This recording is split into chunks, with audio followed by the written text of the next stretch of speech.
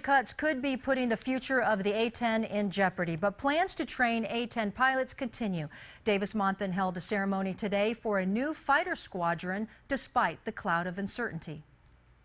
What I'd like to ask, and some of you have heard me say this before, is just remain calm.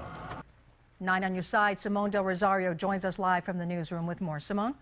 Val, today Davis-Monthan activated that new fighter squadron that is specifically to train A-10 fighter pilots. The Department of Defense may be trying to ground the Warthogs, but at DM they say they won't back down until and unless their fate is sealed by Congress.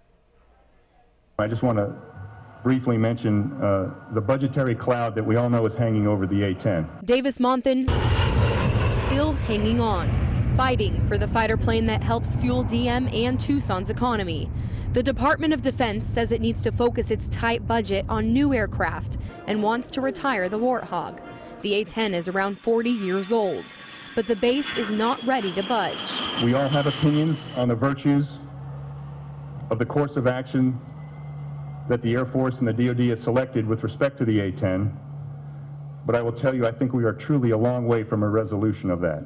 And because DM says a decision on the Warthog will not be made until later this year, it's business as usual as they celebrate the transition and activation of a new fighter squadron, the 47th, specifically tasked with training A-10 attack pilots. DM says the move basically combines operations from a few different areas to operate cheaper, but just as efficient. It does mean some will be reassigned to different units, others to different bases.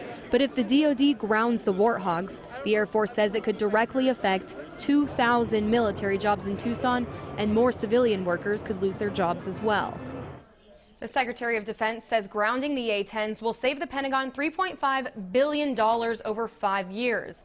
DM has not released specifics on how much this could hurt Tucson, but the base as a whole is responsible for pumping $1.1 billion a year into the local economy. Live in the newsroom, I'm Simone Del Rosario, KGUN-9 on your side. Okay, thank you, Simone.